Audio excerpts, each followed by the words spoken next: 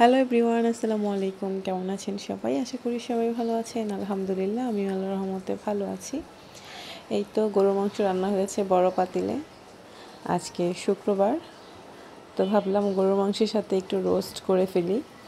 এখানে হচ্ছে আমি রোস্টটা করে ফেলেছি। অলরেডি আমার রোস্ট রান্না ডান।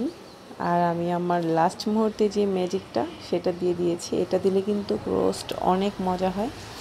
তারপরে ছিল পোলাও। এখানে যে একদম প্লেন পোলাও রান্না হয়েছে।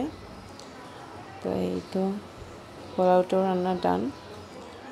তো এই তো আমরা রান্নাবান্না করে দুপুরে খাওয়া দাওয়া করে হচ্ছে আমরা একটু ফ্রুটস খেলাম। এখানে ছিল কাঁঠাল।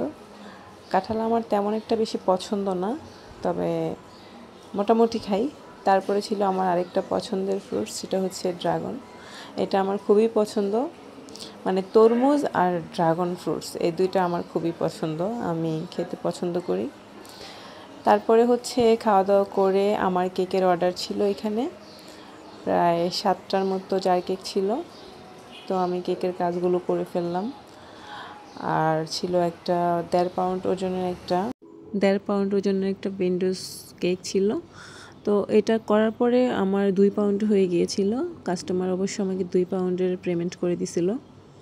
তো এই কেকগুলো কিন্তু খুবই সুন্দর, দেখতেও ভালো লাগে। আর যারা যারা কেকগুলো অর্ডার করতে চান অবশ্যই আমার সাফার ক্যাটারিং হাউসের পেজে গিয়ে নক দিবেন।